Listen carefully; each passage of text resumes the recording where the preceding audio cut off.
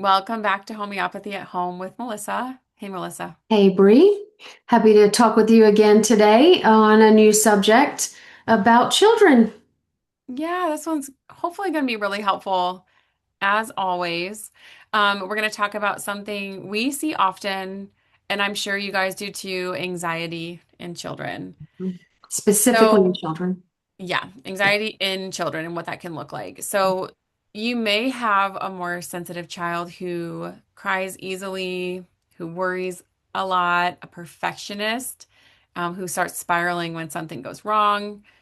It could be a kid with fear at night, maybe one who has social anxiety, who gets really overwhelmed in social situations. We're going to talk about all of those things.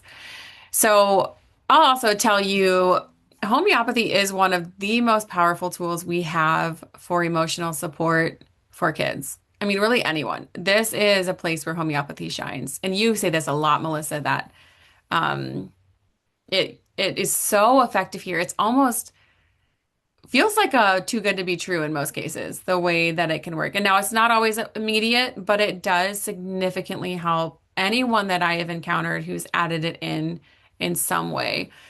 It's safe, gentle, can be very specific to your child. And so today we're going to cover what anxiety can look like in different children, maybe some root causes you might not expect, the top homeopathic remedies, of course, maybe some emotional support strategies, and then where deeper constitutional work really matters. So we'll dive right into what it looks like in kids. Anxiety doesn't always show up as worry, and it might not be that obvious. It often can look like belly aches, headaches, trouble sleeping, fear of being alone. They might melt down over small things. And sometimes that can show up as irritability or sudden anger, which doesn't automatically make you think anxiety when you see those behaviors. It may be very avoidant. They might want constant reassurance about things, lots of perfectionism. They might be clingy, very restless. You might see the nail biting, hair twirling, skin picking, just movement, difficulty with transitions, maybe emotional oversensitivity. If they're always in a heightened state of anxiety, their tolerance level for their emotional changes will be small. And so they may seem to overreact emotionally or to sensory input. So noise, lights, crowds. I also think we should probably say that these are neurotypical children present this way. If you have a child who's on the spectrum or has and I mean, even in ADHD kids, that can play into this as well. So they may also have some of these things, but just know it may be a result, and we'll get into some of that, why they might be anxious or some root causes that you might not think of. Um, so some of the things that might cause anxiety in kids are a highly sensitive temperament. Some kids just feel very deeply. And this may include highly sensory children as well. Gut issues can be huge.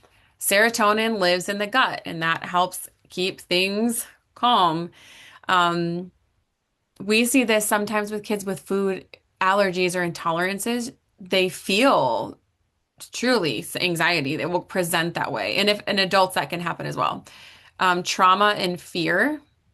And this may be things that we as adults dismiss because to us, it's not that big of a deal, but to them, it was a very big deal. School stress can be a big one, whether it's social pressure from their peers or maybe a test coming up or transitions to a new school year or class to class if there's different people in each class. It could be too much stimulation, screens, noise, activities, people, um, mineral imbalances, magnesium deficiency, which is huge for most people, and blood sugar drops. So if they're eating a lot of foods that are not keeping their blood sugar balanced, that can cause a lot of these problems. And then, of course, parenting stress. Kids feel what we feel. They see things, they recognize things. And so you may see if there's a lot going disruption in the home, that can affect the children. But don't feel bad. The good news is homeopathy can really help address these things. Even if you're not able to change the environment all the time, you can still bring regulation using remedies. Right. And what we're looking for is the child's personality, their behavior, their fears, and their patterns to choose remedies. So we're not just saying anxiety, these remedies. We're Yeah. looking at this child as a person. So pulsatilla is a big one for the gentle, clingy, sweet child. So think about the child that wants to be held all the time. They seek reassurance, cries easily, doesn't want to be left alone. They can be soft, changeable moods, sensitive to heat and fear of abandonment. This is great for little boys and girls with tender hearts. Our Arsenicum album has the fear, worry, and perfectionism. So think about fear of sickness, germs, fear of throwing up, needs things orderly. They might be anxious at night, want a parent nearby, and they can be restless. They can also tend towards belly aches. And this is perfect for the kids who ask, Mom, are you sure it's okay? They need that reassurance. Gelsemium is for the performance anxiety. So think about the child who freezes before a test, a recital, or sports. They might be shaky, weak, and trembling with their anxiety. They want to avoid the events. They can be slow, feel heavy, droopy, and their nerves just shut them down. So this is wonderful for the school age kids.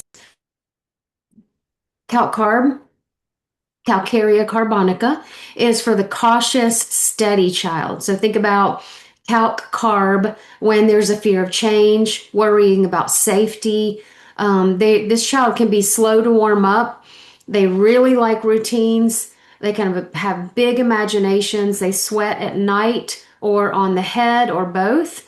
And these are the old soul kids. So they carry the weight of the world. They're usually really mature. And then phosphorus is for the open hearted, extra sensitive child. So think about phosphorus when the child feels everything. They're afraid of storms, loud noises, darkness. They love people. They're easily overstimulated. They need connection. They have strong imaginations and they can absorb emotions from others. So, this is a beautiful remedy for the empathetic children. And Argentum nitricum is also a really great one for anticipatory anxiety. So think about Argentum nitricum when anxiety is about upcoming events. The child might talk fast, have GI issues before events or things, mostly diarrhea. They can't fall asleep due to their racing thoughts, and they can have a fear of heights, bridges, and crowds. And then a last really good one is Ignatia. This is for the grief, disappointment, and emotional conflict. So think about Ignatia when the child is sighing. They might describe they feel a lump in their throat. They feel overwhelmed, have sudden outbursts, and they're holding in their emotions. So this is great when anxiety stems from emotional hurts. So what else can people do outside of homeopathy?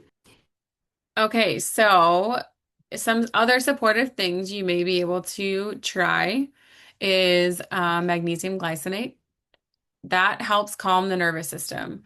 You may see that show up in more of a calmness in general. It might affect their sleep first. I think even in adults, that can help. Obviously, a lot of things can probably help with adults as well. Consistent routines, that predictability, especially in kids with anxiety, helps them feel safe and secure. They know what to expect. And just think if they're always in that heightened state already, what we can do to provide stability elsewhere can help bring them down. Getting out in the sun in the morning helps reset that cortisol rhythm. It's very, very helpful, really great grounding. So if you can do that in bare feet, we talked about that a long time ago, but there is an episode on grounding. Very important for kids is screens off early in the day and not much of them if you can do that, especially if they're going to school where they're using screens most of the day. Would try as much as you can to not have them on those. It really can overstimulate any child, but especially if there is anxiety. There is a lot of research on the way that screens are used, games or videos or anything, and how that can affect the brain. So that is huge, especially today, these days. Um, Deep pressure. So think weighted blankets, a good hug, sometimes even heavy work. I do sometimes do this for my sons, getting their body releasing some of that outwardly, but also just being squeezed, being held. There are a lot of things on Amazon, even there's these, they're called body socks or something. It looks like a big pillowcase, but they can be in it. And it's like kind of tight on their body. And my kids love them. And they literally just go in there, or a swing that kind of tightens around them. One of those like net swings. We have one of those, and that helps when they're really overstimulated. Belly breathing. A lot of adults don't do this anymore. We breathe with our shoulders. So kids do more naturally do this, but tell them to blow up the balloon in their belly when they breathe. You want them to be breathing deep into their belly. Sometimes you can count with them. That can be really helpful to bring them down and regulate. And then a space for safe emotional expression. When they feel heard and acknowledged, that anxiety softens and they feel safer. It's always a good idea to consider deeper help if you think your child needs it.